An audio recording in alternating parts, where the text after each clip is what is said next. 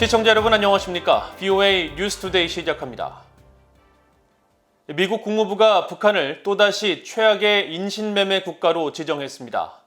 올해로 19년 연속 인신매매 국가라는 오명을 쓰게 된 건데 국가 차원의 각종 인신매매 범죄가 끊이질 않고 있다는 평가가 나왔습니다. 첫 소식 함지하 기자가 보도합니다. 국무부가 1일 발표한 2021 인신매매 실태 보고서에서 북한은 최악의 인신매매 국가로 재지정됐습니다. 보고서는 북한 정권이 인신매매 퇴치의 최소 기준을 충족하지 못하고 있고 이와 관련해 상당한 노력을 기울이지 않고 있다며 최하위인 3등급 국가로 남게 됐다고 밝혔습니다. 이로써 북한은 2003년 최초 3등급을 받은 이후 19년 연속 최악의 인신매매 국가에 이름을 올리게 됐습니다. 보고서는 북한 정부 관리를 포함한 인신매매범들이 국내는 물론 해외에서 북한 주민들에게 가하는 인신매매 범죄의 사례도 제시했습니다. 어린 아동을 포함해 정치범 수용소에 수감된 주민들이 가혹한 환경에서 장시간 벌목과 광산, 제조 혹은 농업 분야에 투입돼 강제 노동을 한다고 지적했으며 여성과 아동 그리고 중국 내 탈북 여성들은 성매매에 취약한 상황이라며 우려했습니다.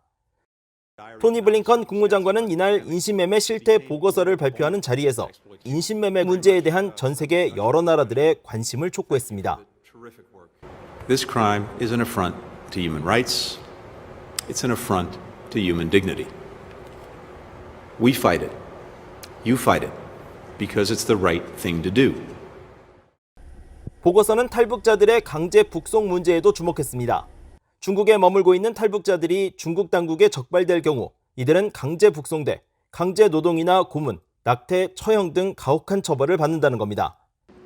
국무부 고위당국자는 이날 이 보고서와 관련한 전화 브리핑에서 중국의 탈북자 북송에 대한 VOA의 질문에 분명 북한에는 더 광범위한 인권 문제가 있지만 북송 문제는 미국이 중국 정부에 제기한 많은 사안 중 하나라고 밝혔습니다.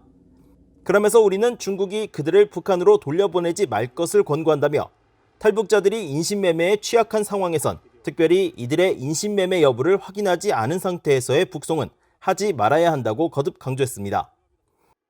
국무부는 이날 인신매매를 비롯해 인권 문제에서 미국이 적극적인 역할을 할 것이라는 점을 거듭 강조했습니다. This report reflects the U.S. government's commitment to global leadership on this key human rights, law enforcement, and national security issue. It remains our principal diplomatic and diagnostic tool to guide our relations with foreign governments on human trafficking. 국무부는 매년 인신매매 실태 보고서를 통해 인신매매 감시 대상국을 지정하고 강력히 규탄해왔습니다. 올해 보고서에는 북한과 함께 중국과 러시아, 아프가니스탄과 쿠바, 이란, 베네수엘라, 미얀마 등 17개 나라가 3등급을 받았으며 이들 나라들은 미국 정부의 특정 지원을 받지 못하는 등의 제재를 받을 수 있습니다. VOA 뉴스 함지하입니다.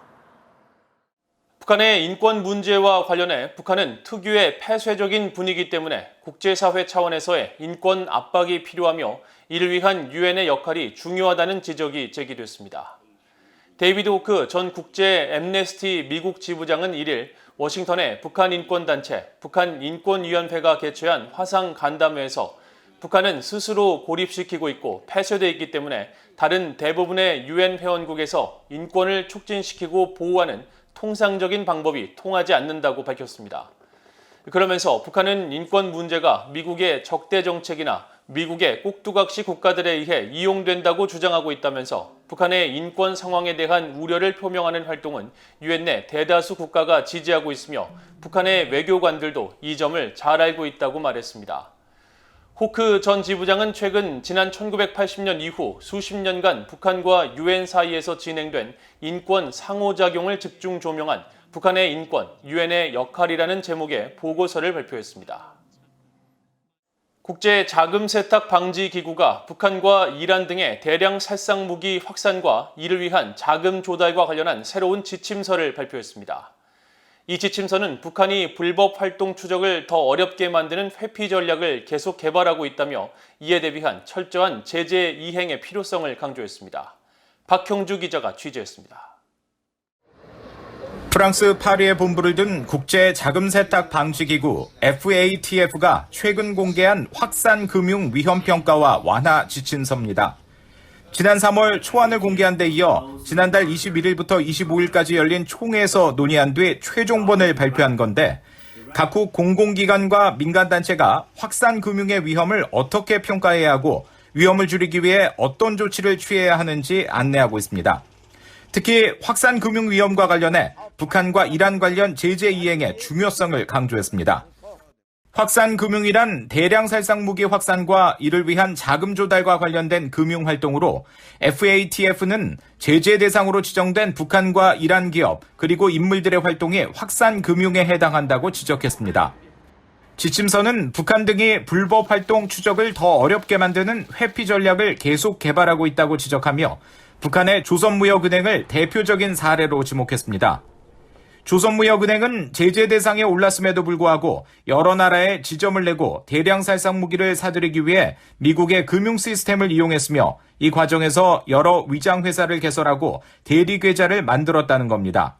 또 제재 대상에 오른 북한이나 이란의 기관 등의 특징적인 활동은 본국에서 멀리 떨어진 곳에 거점을 마련해 활동하는 것이라며 해당 지역에서는 돈 세탁이나 테러 자금 조달 등과 관련한 규제가 약하기 때문이라고 설명했습니다.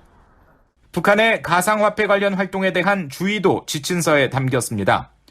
북한은 전통 금융 시스템에서 제재 대상 기관이나 인물 등에 대한 규제가 강화되자 이를 회피하기 위한 새로운 수단을 찾고 있고 가상화폐 시장이 새로운 자금 세탁 창구로 사용되고 있다는 겁니다. 하지만 여기서도 추적을 피하기 위한 북한의 기만 활동이 이루어지고 있다며 북한이 가상화폐 시장에서 탈취한 금액을 여러 나라에서 무려 5,000번의 계좌이체를 통해 실제 경화로 출금한 사례를 제시했습니다. 국제자금세탁방지기구는 지난주 총회 이후 발표한 공지문을 통해 북한과 이란이 돈 세탁과 테러 자금 방지와 관련해 최고 수준인 대응 조치를 요구하는 고위험 국가, 즉 블랙리스트에 남아있다고 밝혔습니다. Nothing has changed for those. They remain the same. Iran and North Korea remain on the high-risk jurisdictions list, remain on the so-called blacklist, but nothing has changed. It's because neither country has engaged with us in terms of discussing their action plan, so we don't know what the latest situation is. 국제자금세탁방지기구는 지난 2011년 주의조치국이던 북한을 고위험 국가로 상향 조정한 뒤 10년 넘게 이를 유지하고 있습니다. 이 기구는 각 나라 상황에 따라 확산 금융 위험을 평가하는 방법이 다를 수 있다면서 이를 제대로 시행하기 위한 장치를 마련해야 한다고 권고했습니다. VOA 뉴스 박형주입니다. 미국 재무부는 돈 세탁 등 불법 금융 거래와 관련해 북한 등을 고위험 국가로 유지하기로 한 국제 자금 세탁 방지 기구의 최근 결정 사항을 미국 금융기관들에 통보했다고 밝혔습니다. 재무부 산하 금융범죄 단속반은 1일 보도자료에서 이같이 전하면서 미국 금융기관들은 의무사항과 위험에 기반한 정책과 절차, 관행을 검토할 때 국제 자금 세탁 방지 기구의 성명을 고려해야 한다고 말했습니다.